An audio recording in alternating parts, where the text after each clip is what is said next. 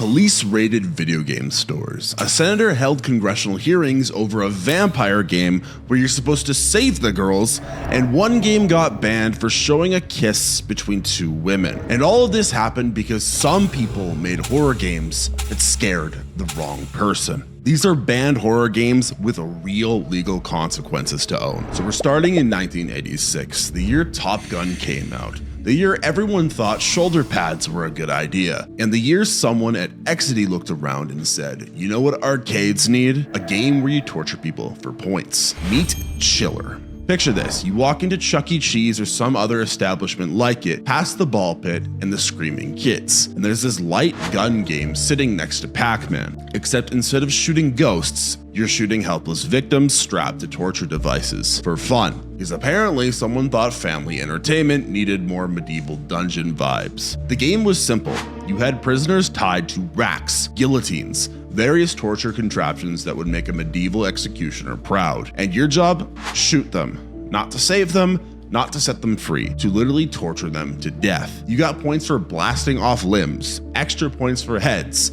The game rewards you for being as creatively sadistic as possible with your gun. Now, here's where it gets weird.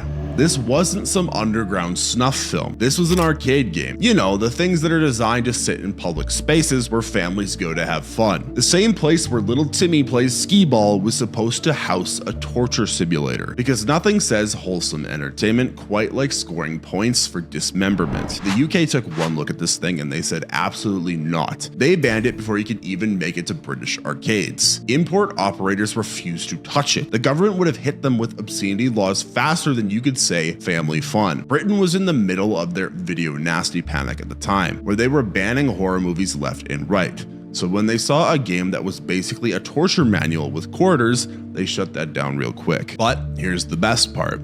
The game had zero plot. No story about why you're doing this. No evil villain to defeat. No princess to save. Just here's some people tied up. Go nuts. Most games at least pretend there's a good reason for the violence. Chiller couldn't even be bothered with that. It was pure, honest torture for entertainment, which when you think about it, it's almost refreshing in its complete lack of care. Even in America, arcade owners looked at this thing and said, yeah, no thanks. Local communities started pressuring places to remove it. Parents complained. Kids probably had nightmares. The game had such a limited run that most people have never even heard of it, which is probably for the best, considering it was designed to teach children that torturing people is a fun way to spend an afternoon. Germany and Italy both took a look at their import regulations and decided Chiller didn't need to exist in their countries either. I guess that's a smart move. Sometimes the best way to handle a problem is to pretend it doesn't exist, right? But those early torture games were just the warm-up act. Because fast forward to 1995, someone decided to turn one of the most disturbing science fiction stories ever written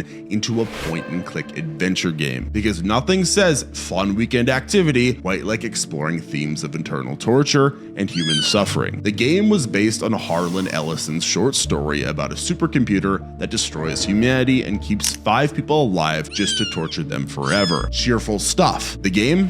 I have no mouth and I must scream. The game lets you play through each character's personal nightmare. One character gets a haunted house, another goes body horror, and then there's Nimdok, the former Yahtzee scientist who gets to relive his time working in concentration camps. Now, here's where things get interesting.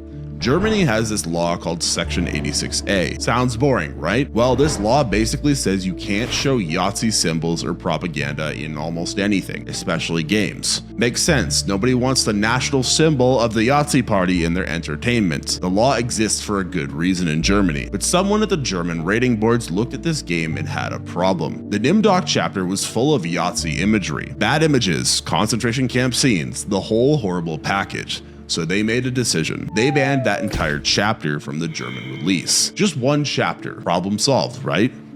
Wrong. See, here's the thing about adventure games. They're puzzles. Each chapter gives you items and clues you need to solve the final puzzle. Remove one chapter and you're missing pieces. The German censors basically took a jigsaw puzzle and threw away a quarter of the pieces, then handed it to the customers and said, have fun. The game became unwinnable. Not hard, not challenging, literally impossible to complete. German players could play through 4/5 of a horror game and then hit a brick wall because the items they needed to beat the final boss were sitting in the banned chapter they couldn't access. This created a really interesting situation. Germany had successfully removed the offensive content. Mission accomplished. They'd also successfully created the world's most expensive paperweight.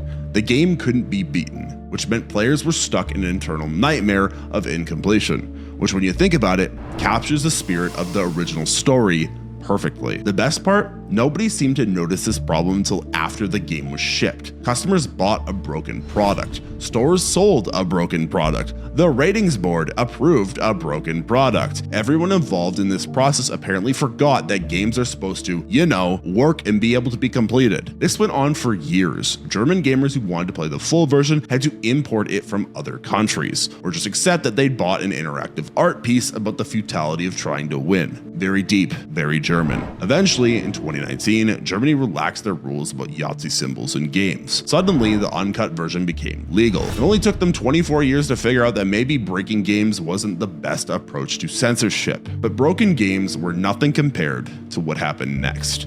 Because in 1996, someone decided to market their point-and-click adventure game with the tagline, "the most violent adventure game of all time." Bold choice. Most companies try to downplay the violence. These guys led with it. Mission accomplished, I guess. Harvester was supposed to be satire. The developers wanted to make fun of violent media by being so over the top that people would get the joke. Turns out, when you make a game about eating children and dismembering women in morgues, people don't always catch the humor. Weird how that works. The game takes place in some twisted version of 1950s America. You play as Steve, who wakes up with amnesia in a town called Harvest. Sounds innocent enough. Then you start playing and realize the town's idea of family fun includes cannibalism, child murder, and graphic torture. The game featured scenes of kids getting killed and eaten, a woman getting chopped up in a morgue, and implied things where family members love each other too much, if you catch my drift. All presented with this weird, dark comedy tone that apparently nobody found funny. Here's the thing about satire. It only works if people understand you're making a joke. When your satire involves children dying, you've probably crossed into territory where the message gets lost. The developers thought they were being clever. Critics thought they were being sick. Guess who won that argument? Again, Germany took one look at this thing and said absolutely not. They banned it immediately. The game had numerous child death scenes, which even Germany's loose standards couldn't handle at the time. And Germany was pretty relaxed about violence in the 90s. So if they're saying no, you've really messed up. Australia refused to classify it. New Zealand banned it. The UK wouldn't touch it. Not because the government stepped in, but because no publisher wanted to deal with the hassle. They looked at Harvester and decided their reputation wasn't worth it. Even in America, stores refused to stock it. The game got an M rating, which should have been fine, but when store managers actually saw what was in it, they backed out. Turns out there's a difference between violent and holy crap, what is wrong with these people violent. The most interesting part, the publisher went bankrupt. They made a game so controversial that nobody would sell it, and acted surprised when they couldn't make money. The company literally ended itself trying to make the most violent adventure game ever. That is a pretty incredible achievement if you ask me. The whole situation created this weird catch-22. The game was too extreme for normal distribution, but it was also too obscure for anyone to get arrested over it, so it just disappeared. No high-profile court cases. No police raids, just a company that spent years making something nobody wanted to buy. You can still find copies if you really want to. Most people who hear about Harvester decide they're better off not knowing what all the fuss is about. Sometimes, ignorance really is bliss. But something you shouldn't be ignorant about is that my dog, Flapjack, who you can see on screen now, is threatening to not let me post on my YouTube channel unless you hit the like and subscribe button. He literally is an abusive manager and he is holding me hostage here. Please, I need the good boy points so that I can continue posting on YouTube. Please do not be tricked by his cute face. This dog is evil. So yeah, maybe even more controversial is when someone decided to make a racing game where the whole goal was just to run over pedestrians. Just straight up vehicular manslaughter for points. You could win races 3 ways: finish first, destroy all the other cars, or kill every single person walking around. Most players picked option 3 because apparently driving in a straight line is boring when you could be scoring combos off of old ladies and school kids. Finally, they've made a video game for Marcus Brownlee. The game was called Carmageddon, and it was exactly what you think it was. Cars with chainsaws attached, blood splatter effects, pedestrians flying through the air. The whole thing was designed to be as offensive as possible while technically still being a racing game. They even added cows to the mix. because why limit yourself to just human targets? Most countries looked at this and did the usual dance. Rated for adults, maybe change the blood color, call it a day. But Brazil decided to go nuclear. They didn't just ban the game, they went to court about it. A judge looked at Carmageddon and decided this was a public safety issue. The court ordered all copies surrendered to police, not returned to stores, not pulled from shelves, handed over to law enforcement officers, because apparently running over pixelated people was now a crime against the state. But wait, it gets better. Brazil decided that banning the game wasn't enough. They wanted to make sure this never happened again. So they came up with a punishment that was either brilliant or completely insane, depending on how you look at it. The Brazilian government told Brasoft, the game's distributor, that they had to produce an educational CD about safe driving and traffic laws, not as a separate project, as part of their punishment for distributing a murder car simulator. The company that brought Brazil a game about killing pedestrians now had to teach people how to properly yield at crosswalks. Think about that for a second. The same people who localized a game about scoring points for vehicular homicide were now responsible for creating educational content about not hitting people with cars.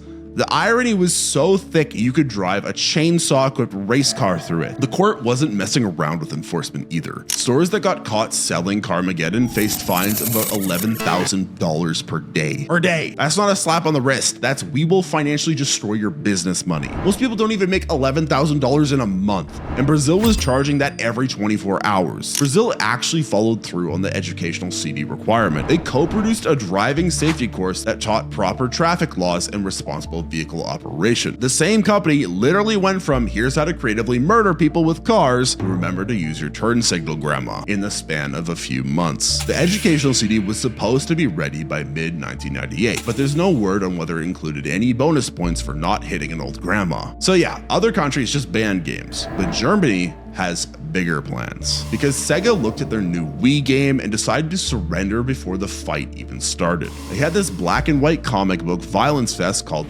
Mad World, took one look at Germany's track record and just gave up. They didn't even try to submit it for rating. They just said nope and moved on with their lives. This is the corporate equivalent of seeing a test you know you're going to fail and deciding not to show up to class that day, except instead of getting a 0, you get to avoid having your product confiscated by federal authorities.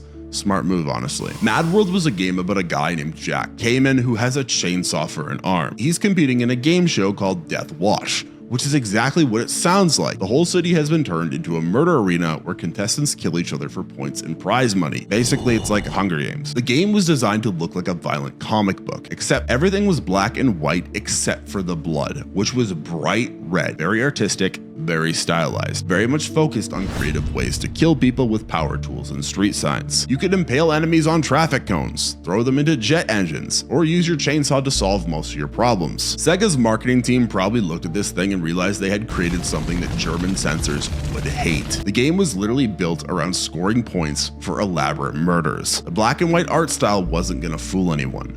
Violence is violence, even when it looks like a graphic novel. So they made a business decision. Why waste time and money submitting a game that was guaranteed to get banned? At this time in history, Germany's rating board had a very clear track record with ultra-violent games. They said no to everything that involved detailed human murder. Mad World was detailed human murder, the video game. The funny part is that other countries were fine with it. Australia gave it an MA15+ rating. The UK slapped an 18+ sticker on it and called it a day. But Germany's standards were different. They didn't care if it was stylized or satirical or artistically interesting. If you were rewarding players for creative killing, that was crossing the line. This created a weird situation where Germany effectively banned a game that was never officially banned. Sega just assumed it would get banned and didn't bother trying, which is self-censorship at the finest. German gamers who wanted to play Mad World had to import it from other countries, and then customs might seize multiple copies if they thought you were planning to distribute them. But one copy for personal use, that was probably fine. Germany's enforcement would focus on commercial distribution, not individual ownership. So while Germany was scaring publishers away, Britain actually stepped up their enforcement on another game, because Rockstar Games achieved something special in 2007. They made the first video game banned in the UK in 10 years.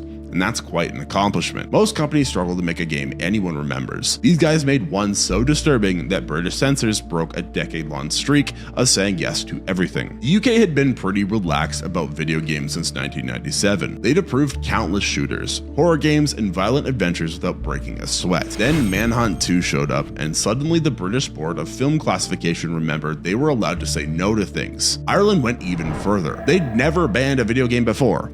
Ever. Manhunt 2 was there first. Congratulations to Rockstar for having the only game on Ireland's banned list. That's gotta feel special. Like being the first person kicked out of a library that never had anyone kicked out of it before. The game was about Daniel Lamb, a guy who escapes from a psychiatric hospital with his split personality, Leo Casper. Together they fight through asylums and city streets, brutally murdering people with syringes, saws, and whatever else they can find. The game rewarded creative executions with better scores. Very educational. Take-Two, Rockstar's parent company, had an interesting defense strategy. Their chairman called Manhunt 2 art. Not violent entertainment, not an action game, art. He said it was a fine piece of art that parents and consumers should be able to make their own choices about, because nothing says artistic expression quite like suffocating enemies with plastic bags for points. Now I understand it does, but it's just kind of funny to phrase it that way, you know? But the British censors weren't buying the art argument. They said Manhunt 2 had unremitting bleakness and callousness of tone, which is a very polite way of saying this game is f***ed up. They also mentioned the game's sustained and cumulative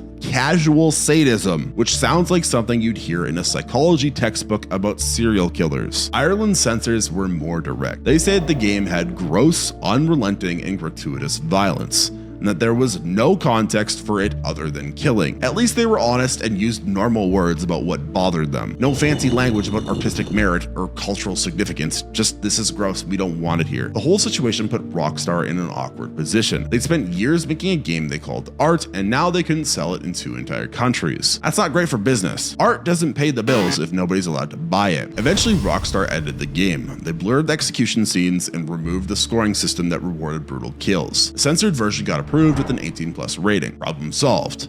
Well, mostly solved. The uncut version remained banned, so anybody who wanted the full artistic experience had to import it from somewhere else. Germany also banned Manhunt 2 outright, but they were banning everything at this time, so that wasn't really news. The UK and Ireland bans were special because they almost never happened anymore, but banning games was nothing compared to threatening actual jail time, because Germany decided that selling Condemned 2 could get you up to a year in prison. Not a fine, not a warning, actual jail time for selling a video game. The same legal system that handles drug dealers and car thieves was now threatening to lock up GameStop employees for stocking the wrong stuff. This wasn't some empty threat either. German law treats banned media distribution as a serious criminal offense. 1 year behind bars for helping someone buy pixels that form violent images. That's a hell of a way to discourage people from selling it. Condemned 2 followed Ethan Thomas, an ex-FBI agent who's become an alcoholic while investigating serial murders in a decaying city. The game mixed crime scene investigation with brutal melee combat. You could beat enemies to death with pipes, bricks, or whatever you found lying around. Very therapeutic for stress relief, apparently. The game also features some of the most disturbing cutscenes ever put in a mainstream release. There's a scene where a character vomits blood directly into the protagonist's mouth. Not metaphorically,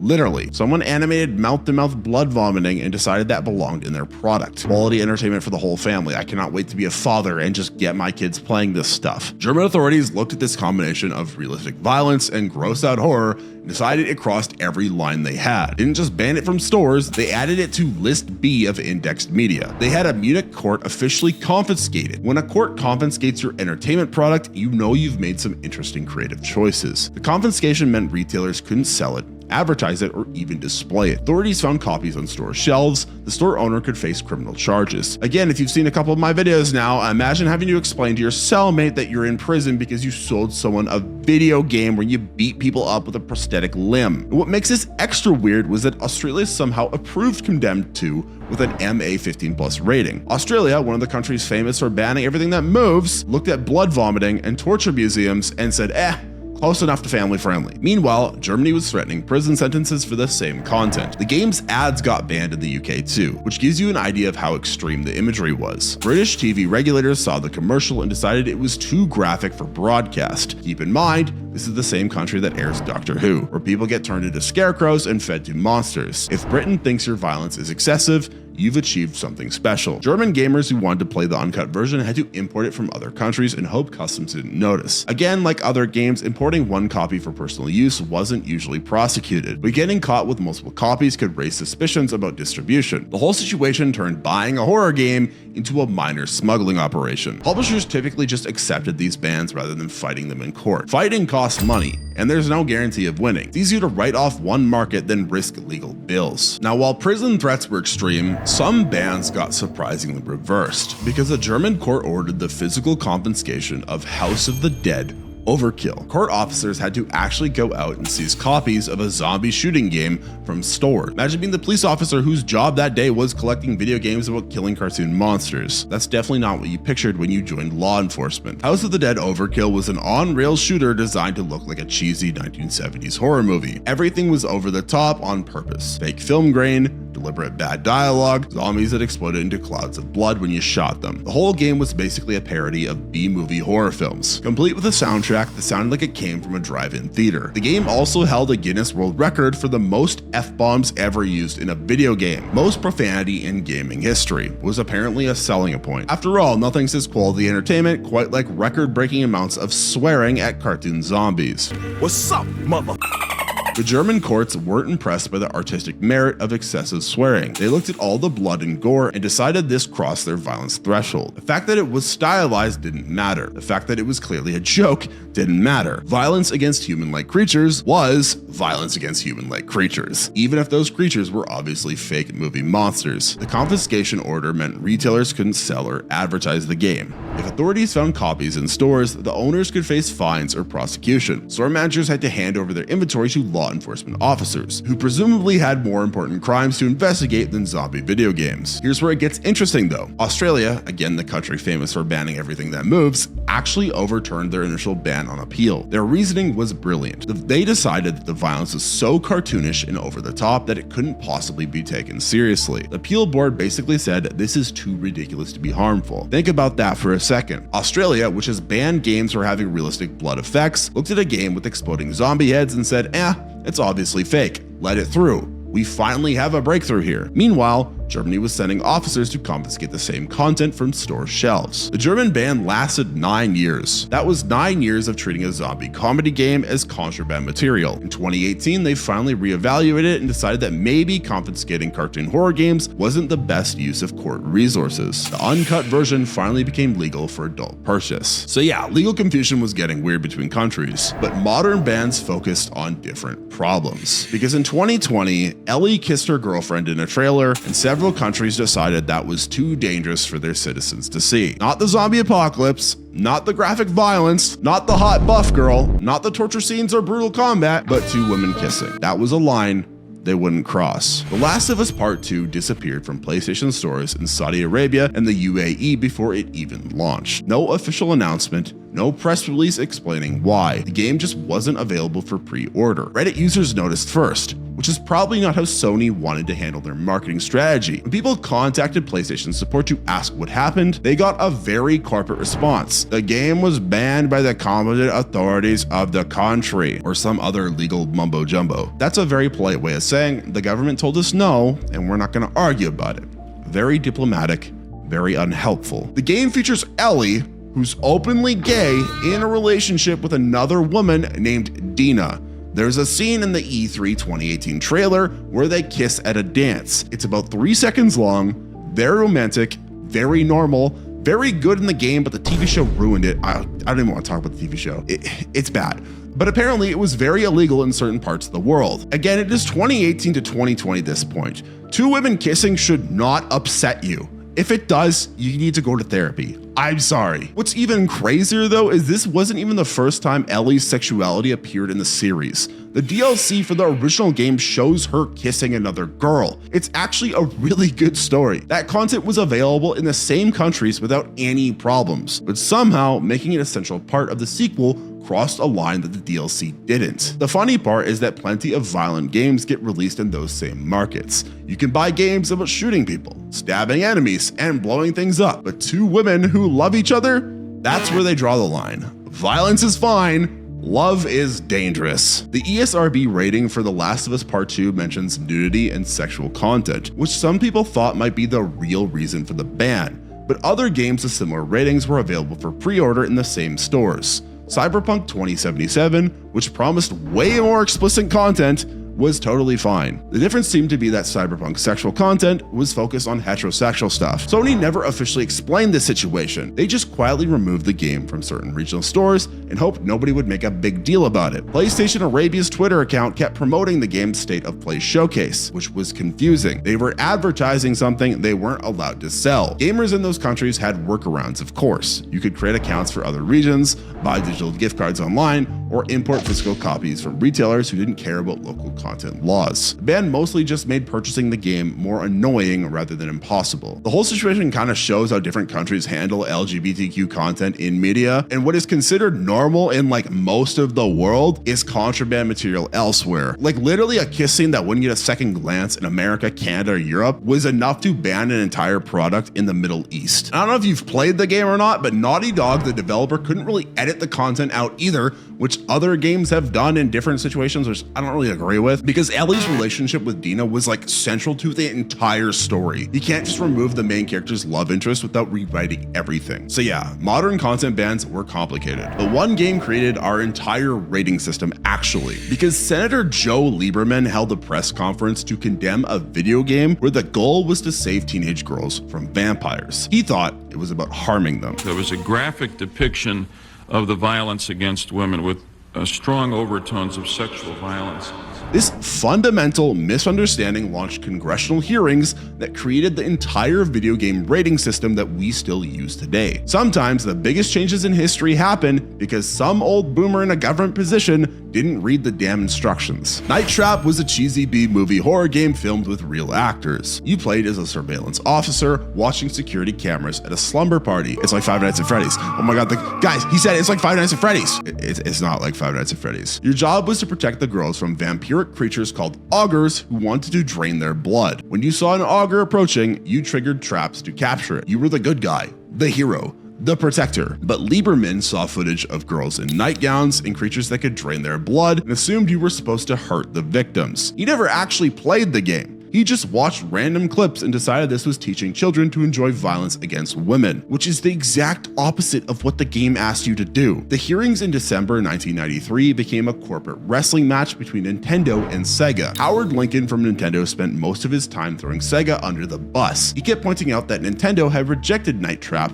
while Sega had published it. Very noble, very convenient that Nintendo's system couldn't handle CD-ROM games at the time. Bill White from Sega tried to defend the game by explaining that it was meant for adults. Lieberman wasn't interested in that explanation. He already decided that video games were corrupting America's youth, and Night Trap was Exhibit A in his case against interactive entertainment. But this game simply has no place in our society.